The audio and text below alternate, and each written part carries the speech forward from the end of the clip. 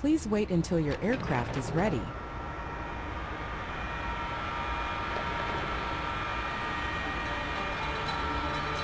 Welcome. This lesson deals with the takeoff procedure. Good. Let's begin with the before takeoff procedure. First, recheck the setting and visibility of the optical sight. Positions standby or cage are recommended. The red reticle in the sight must be clearly visible. Again, check that the internal wing transfer is set to normal position. Next, engage the stability augmentation systems for pitch, roll, and yaw by moving all three stab log switches forward. Regarding the pitch log, also observe the amber. Now, check when the stick moves freely. Initially, move it to the left, then to the left aft corner, then to the right aft corner, and to the right forward corner. Finally, release the stick. Once more, check the slats of flaps are set to the out and down positions, and check the respective indications.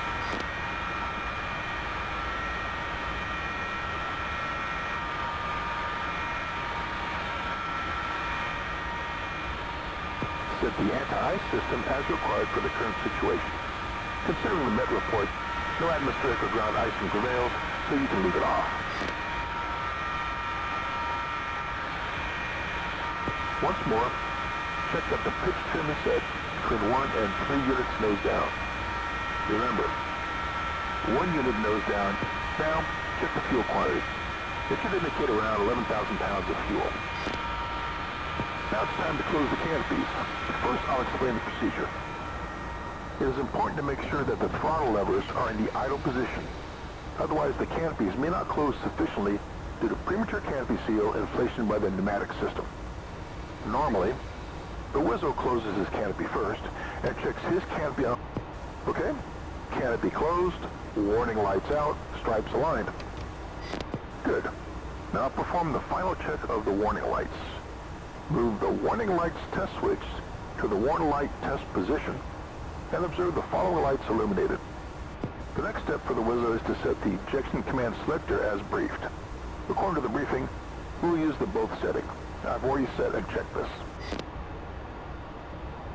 Task 1, before takeoff procedures completed. Okay, now go through the before takeoff procedures checklist on your own to make sure all the bold items were done.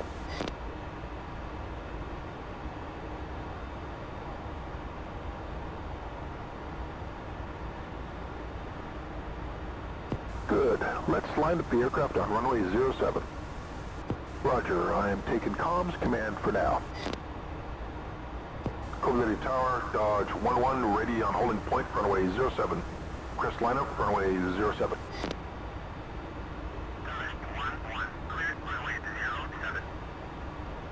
Okay, now make sure to visually check the approach to the left and the runway to the right before entering the runway. Stop the aircraft on the threshold markings, which are sometimes called the piano keys or zebra stripes, on a heading of 070. Remember, be gentle with the throttles.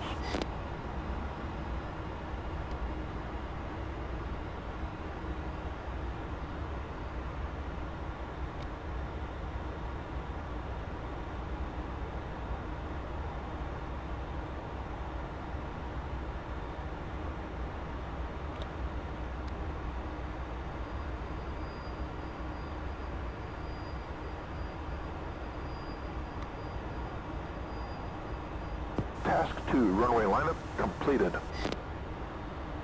Good. Let's perform the after lineup procedure. First, check that the external fuel transfer switch is in the off position, since we don't have to switch on the anti-skid system by moving the switch forward. Also, once aligned on the runway, check your ADI and HSI compass card for any significant heading error. It should show about 065 degrees on this particular runway. Change the HSI course setting to 065. We will follow this radial during the initial climb to turn point 1.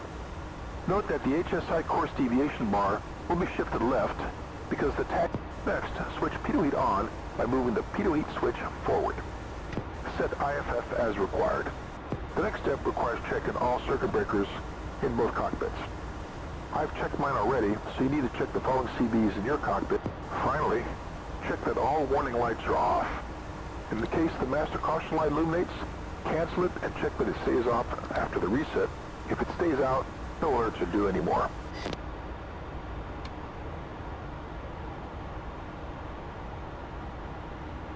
Task 3, after runway lineup procedure completed. Okay, now let's Coblady Tower, Dodge 11 lined up, runway 07, ready for departure. Dodge 11, clear for takeoff when ready. Runway 07, wind 065 at 3 meters per second. Okay, you want it, you'll get it. Engage the wheel brakes. Throttle up both engines to 85%.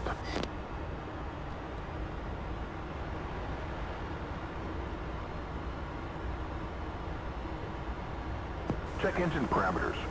EGT not higher than 450, fuel flow 4,000, nozzles 1/4 open, and oil pressure 30 to 40.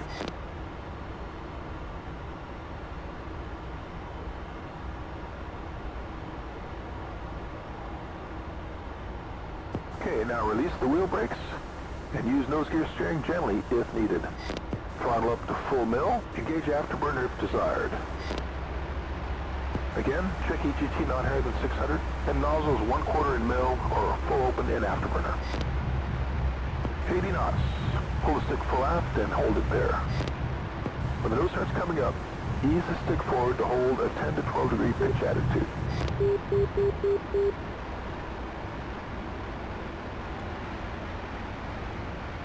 When definitely airborne, raise geared flaps, maintain that 10 to 12 degree climb attitude, trim as required, and accelerate to 350 knots. Gears up, slats and flaps are up and in. Adjust power to reach and hold 350 knots.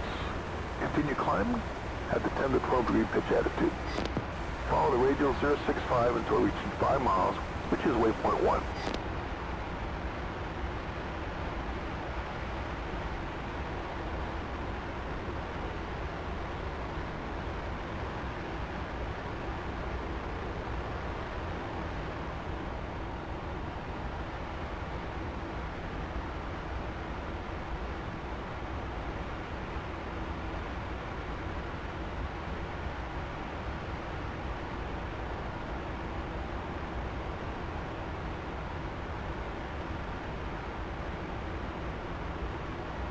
Passing waypoint 1.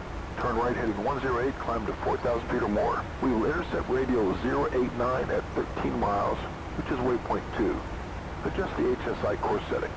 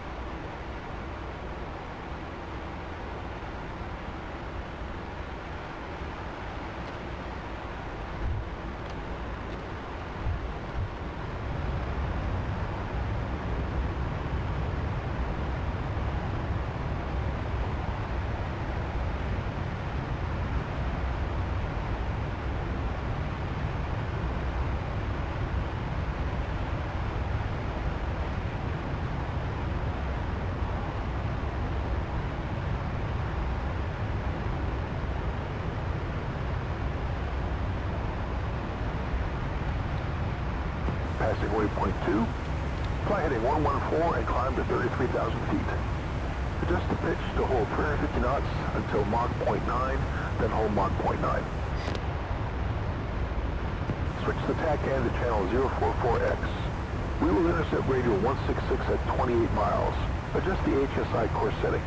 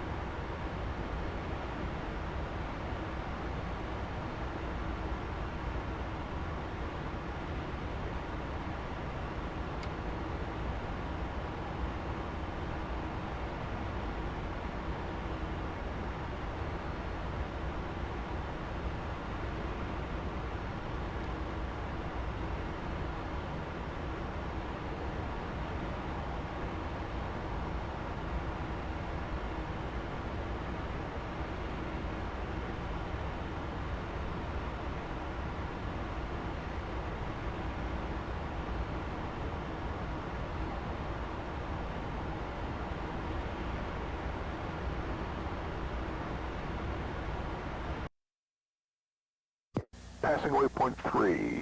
Fly heading 090 and establish and maintain 33,000 feet. We will intercept radial 118 at 58 miles. Just the HSI course setting. We will enter the training area soon. Task 5, climb procedure completed.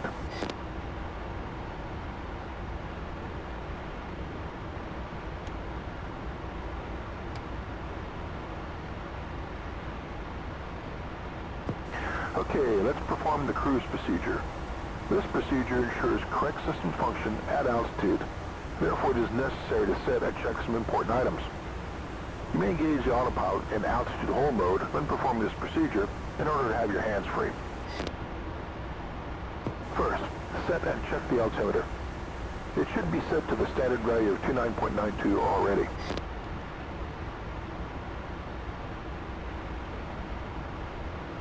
The indicated value should match the indications on my altimeter here in the back. Next, set the radar altimeter as required.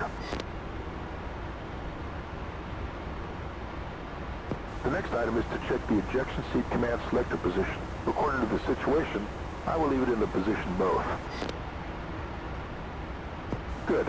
Now check your oxygen quantity, pressure, and blinker. The quantity should have reduced a bit, the pressure should not have changed at all, and the blinker must clearly show alternating black and white.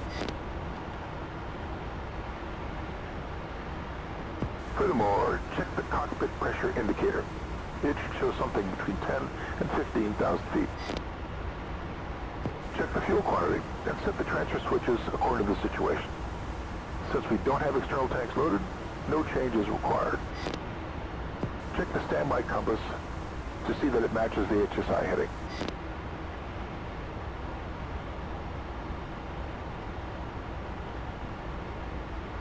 Check if any circuit breakers popped out. Set anti-ice as required. Since icing conditions still do not prevail, you can leave it off. Task 6, cruise, procedure completed.